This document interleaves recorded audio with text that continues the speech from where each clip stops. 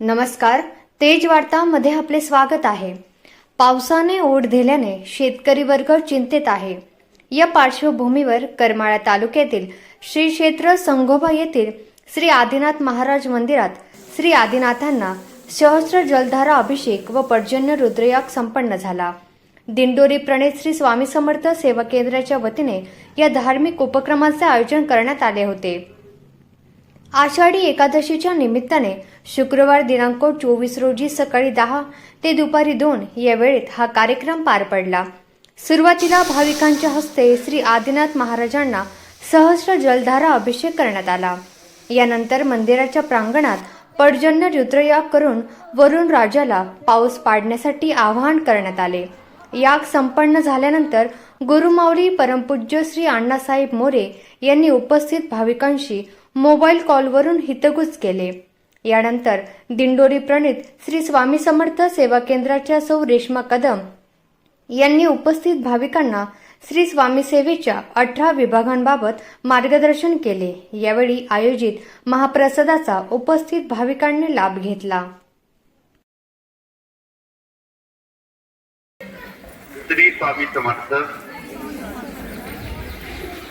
आदिनाथ महाराज मंदिर संगोबा तालुका करमाळा जिल्हा सोलापूर येथे आज आपण सर्व सेवेकऱ्यांनी चांगली पर्जन्यवृष्टी व्हावी म्हणून स्वामी महाराज आणि पडोशी दैवतांना विनंती केलेली आहे की आपल्या जिल्ह्यामध्ये पाऊस चांगला पडावा, शेती चांगली पिकावी, शेतकऱ्यांचं भलं व्हावं म्हणून आपण गुरुपौर्णिमेच्या पूर्वसंध्येवर पर्जन्य रुद्रयाग आपण करत आहात आणि आपण आज खूप मोठ्या संख्येनं उपस्थित आहात आणि या उपस्थितीमध्ये सर्व जिल्हाभर स्वामींचं कार्य जनमानसात पोचलं जावं, जनतेचे सर्व दुःख निरसन व्हावेत,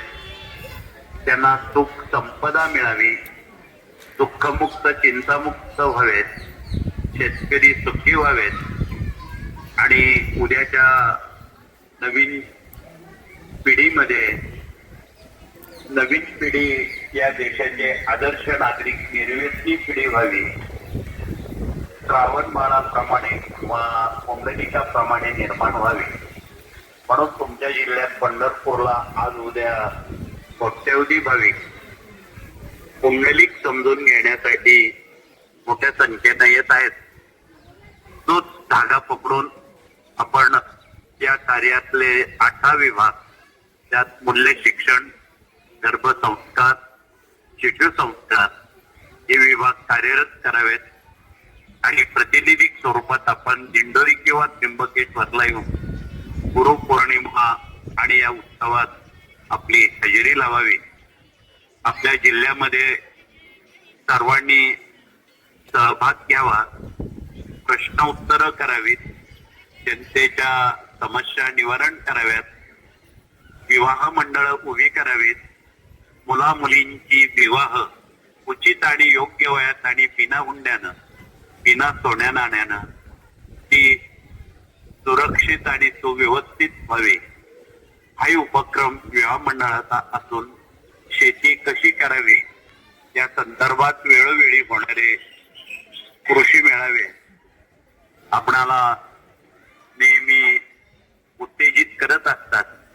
तर त्या दृष्टीनं आपण कृषी मेळावे सुद्धा दरमहा आपण घेत जावेत.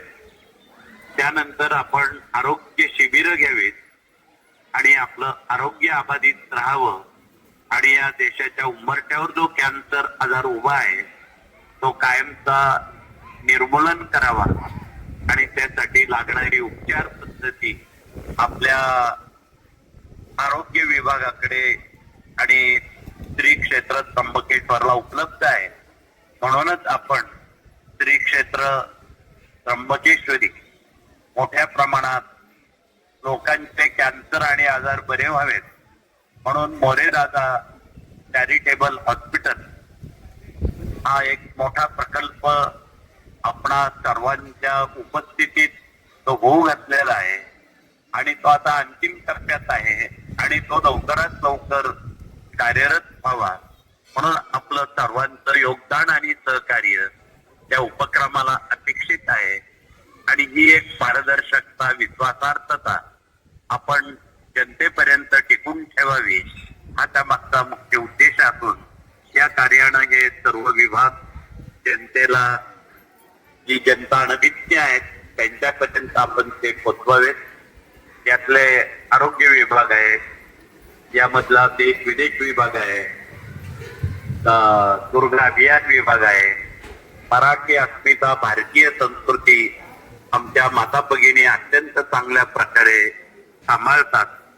वर्षभरात येणारे सण वार, व्रत, वैकल्य, देवी, खंडोबा, गोत्र याचा दैनंदिन जीवनाशी एक ऋणानुबंधित संबंध आहे आणि सोडल्याशिवाय आपणाला सुखशांती मिळत नाही. म्हणून ही सुखशांती ज्या मुद्द्यामध्ये दडलेली आहे तो मुद्दा म्हणजे मराठी अस्मिता आणि भारतीय संस्कृती हा आहे. आणि यासाठी आपण सर्वतोपरी प्रयत्न करणं आपलं सर्वांचं कर्तव्य आहे. मी अधिक वेळ घेत नाही कारण आज त्र्यंबकेश्वर आणि पुढील 4-5 दिवस लाखो सेवेकऱ्यांचं आयोजन केलेलं असल्यामुळं आपणा सर्वांना मनापासून शुभेच्छा, धन्यवाद देऊन ही गुरुपौर्णिमा स्वामींनी आपल्याकडून पार पाडावी आणि आपण स्वामींचं गुरुपद घेऊन आपण हयात आणि पुढील गुरुपौर्णिमा ही पावेतो आपला योगक्षेम स्वामी चालवणार आहेत. त्यासाठी आपण शाकाहारी राहणं, 3 अध्याय 11 माळा जप करणं, पंचमहायज्ञ करणं ही आपली जिम्मेदारी आहे.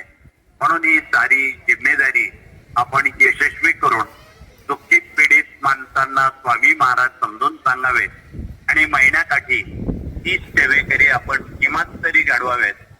म्हणजे त्या 30 सेवेकऱ्यांचं पुण्य दुवा देणारं आपणाला असेल.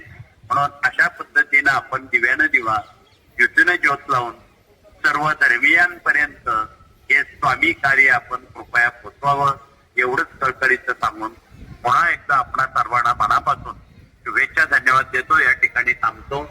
जय हिंद, जय महाराष्ट्र, श्री स्वामी.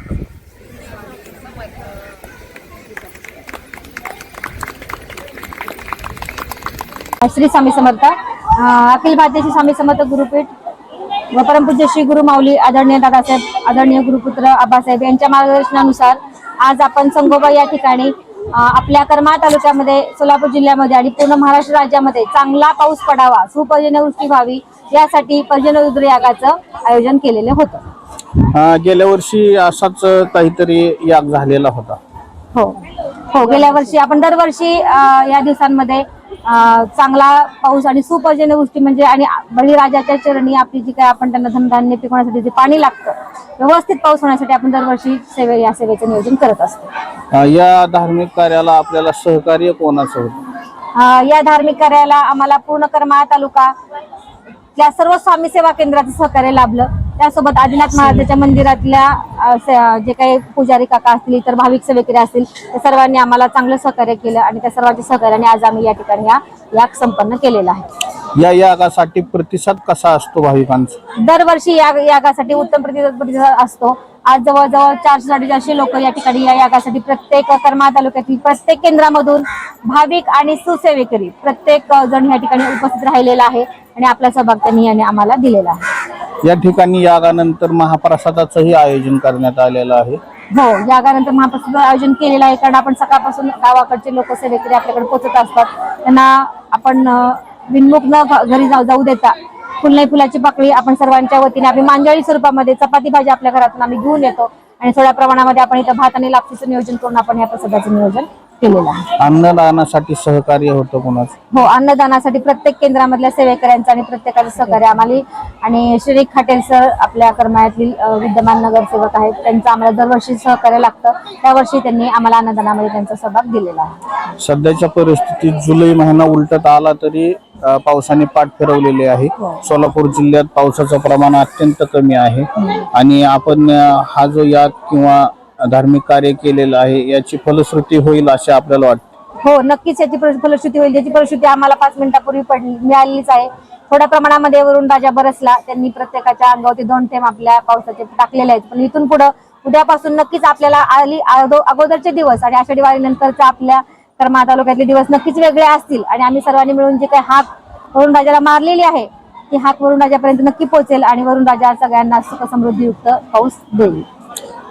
करमाळा शहरात आणि तालुकाभरात श्री स्वामी समर्थ दिंडोरी प्रणित श्री स्वामी समर्थ महाराजांची विविध केंद्रे आहेत. हो, तर या केंद्रात काय धार्मिक कार्यक्रम चालतात? या सर्व केंद्रांमध्ये धार्मिक कार्यक्रम आपल्याला दर आठवड्याला एक साप्ताहिक महानैवेद्य आरती असते. साप्ताहिक महानैवेद्य आरती सोबतच आपल्याला जे काही आपले वर्षामध्ये 12 सणवार 12 जे काही मुख्य आपले दिंडोरी उत्सव येतात ते उत्सव आम्ही प्रत्येक केंद्रामध्ये त्याच्यामध्ये प्रत्येक सेवेकरी होत असतात. आणि आता त्यातलाच एक महत्वाचा उत्सव म्हणजे गुरुपौर्णिमा उत्सव 29 तारखेला येणार आहे.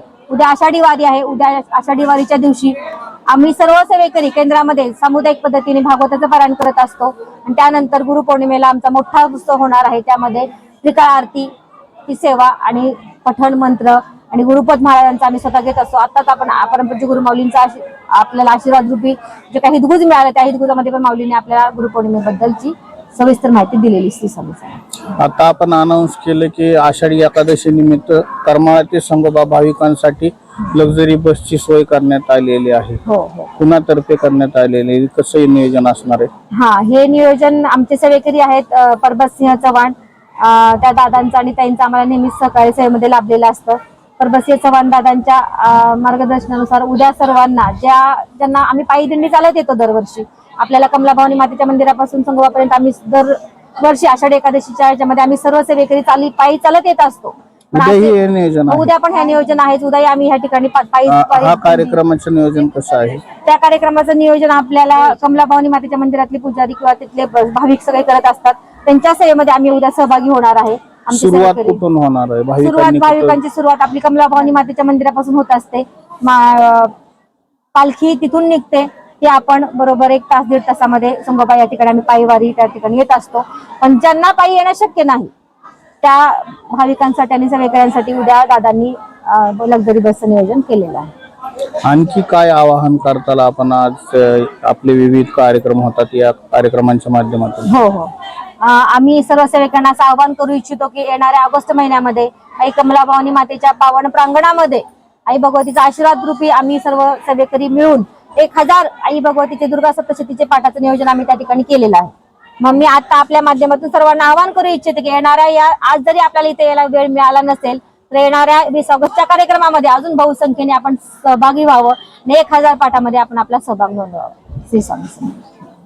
स्वामी समर्थ. मी आज इथं आदिनाथ महाराजांनी जी सेवा झाली सहस्त्र जलधारा अभिषेक, त्यासाठी आम्ही जेऊर केंद्रातून माझ्या सहकारी मैत्रिणींना सेवेकरी आम्ही सगळ्या उपस्थित राहिलो आहोत. अत्यंत उत्साहपूर्वक आणि आपली सगळी भारत माता सुजलाम सुफलाम व्हावी यासाठी गुरुमाऊलीने हे आवाहन केले की जलधारा अभिषेक व्हावा. ते एकदम उत्साहामध्ये आनंदाने संपन्न झालेला आहे. किती दिवसांपासून जेऊर येथे श्री स्वामी समर्थ केंद्र आहे? जेऊर येथे 3 वर्ष पूर्ण झाले. आता आमचा जुलै महिन्यामध्ये 3रा वर्धापन दिन झाला. या केंद्रामार्फत काय काय सेवा घेतली जाते? भरपूर सेवा घेतल्या जातात. जेऊर केंद्रामध्ये साप्ताहिक आरती, बालसंस्कार वर्ग, 108 दुर्गा सप्तशती पाठ झाले, 108 भागवताचे पाठ झाले, 108च्या वर 134 140 भागवताचे पाठ झाले आमचे. परत अजून रुद्राभिषेक सेवा आता घेण्यात येणार आहे. भरपूर सेवा घेतल्या जातात. या सेवांव्यतिरिक्त सामाजिक उपक्रमांत काही सहभाग असतो का? हो, सामाजिक म्हणजे आम्ही सामाजिक कार्यक्रम हे भरपूर घेतले जातात. आणि ही सेवा करताना आपल्याला काही अनुभूती असे काही सांगू इच्छितात? हो, अनुभव तर प्रत्येक आमच्या केंद्रातल्या सर्व सेवेकरांना अनुभव आणि प्रचिती वेळोवेळी आलेली आहे. आणि खूप मोठा अनुभव म्हणजे आज माझा वाढदिवसानिमित्त स्वामींनी माझ्याकडून ही सेवा करून घेतली, त्यातच खूप आनंद झालेला आहे. आमच्या सेवेकरी सगळे आनंदी आहेत. आम्ही आदिनाथ महाराजांच्या इथं पर्जन्य यागासाठी आलो, तेव्हा कार्यक्रम सुरू असताना जेव्हा गुरुमाऊली आमच्याशी स्वतः बोलले, अक्षरशः अंगावर काटा आले आणि थोड्या वेळात केली सेवेची एवढी मोठी फलश्रुती आम्हाला मिळाली. अक्षरशः डोळे पाणवले आणि अंगावर शहारे उभे राहिले. खरंच ही म्हणजे आम्हाला मिळालेली स्वामी महाराजांचा खरंच आशीर्वाद आहे असं मी मानते आणि आजची खरंच फलश्रुती आम्हाला छान मिळाली आहे. श्री स्वामी समर्थ.